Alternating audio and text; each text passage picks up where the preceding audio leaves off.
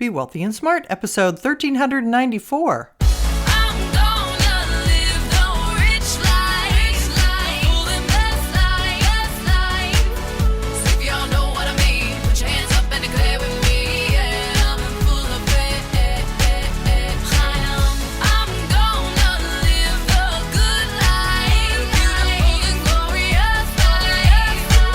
Step into a world of wealth and financial freedom without budgets, boredom, or bosses on Be Wealthy and Smart.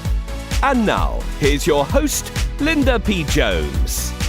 Welcome to Be Wealthy and Smart. I'm Linda P. Jones, America's Wealth Mentor, empowering women and men worldwide to financial freedom. On today's show, we're going to talk about home sales being at the highest level in a year. While many people have written off the home market, or worse, been predicting an imminent crash, I've been saying the crash isn't for a couple more years. That doesn't mean some markets aren't having trouble, like what we're hearing about in Florida.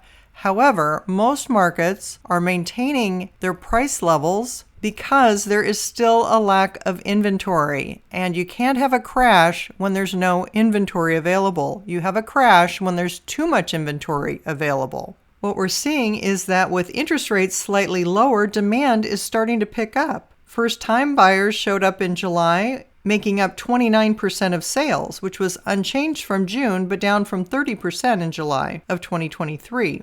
Historically, first-time buyers are closer to 40% of home sales, but because homes have become so much less affordable over the last 5 years, really doubling in price, that plus higher interest rates have led to higher mortgage rates, which has made it even less affordable. But with interest rates dipping slightly, recently a whole new round of refinancing has been happening.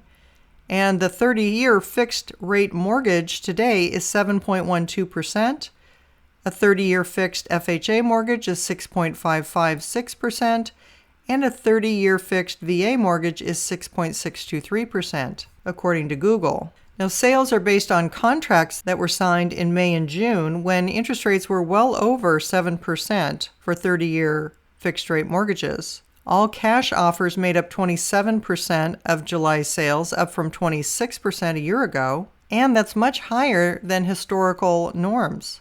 More people started to list their homes and the supply increased from July. At the end of the month, there were 1.33 million more homes on the market, an increase of 0.8% from June, and a 19.8% increase from July of a year ago. However, at the current sales pace, that represents a 4-month supply slightly lower than it was in June. And closed sales of previously owned homes rose 1.3% in July compared with June's seasonally adjusted annualized rate of 3.95 million units, according to the National Association of Realtors. It was the first gain of closed sales in 5 months. But sales were still 2.5% lower than a year ago. The biggest sales gains were in the Northeast and were flat in the Midwest. Prices rose the most in the Northeast. Lawrence Yun, National Association of Realtors chief economist, said, despite the modest gain, home sales are still sluggish, but consumers are definitely seeing more choices and affordability is improving due to lower interest rates. The increase in supply, however, did not help to cool home prices. The median price of an existing home sold in July was $442,600, an increase of 4.2% year over year.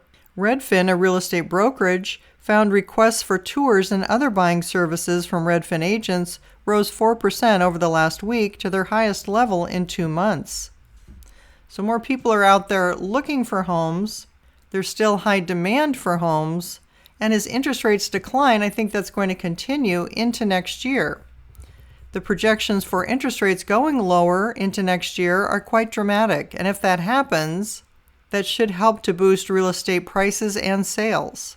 Some of the forecasts for interest rates going lower next year are quite dramatic, and it depends on whether we have a recession, a soft landing, or what's going on in the economy.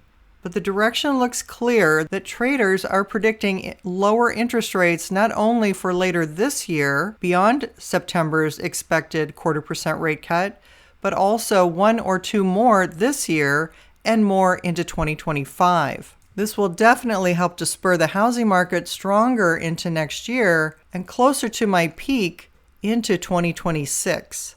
I'll be reporting back to you on how the trends are going and if we're still on target. If you haven't yet subscribed to Be Wealthy and Smart, hit the subscribe button and you'll be notified as soon as new podcasts are available. And all of my podcasts are on my website at lindapjones.com/podcasts. And while you're there, sign up for my weekly newsletter for more wealth tips for your financial freedom. That's all for today. Until next time, live the good life and be wealthy and smart. Thank you for listening to Be Wealthy and Smart with Linda P. Jones. Share the wealth and tell your family and friends about the show. Check out our website, blog, and social media for more riches at www.bewealthyandsmart.com.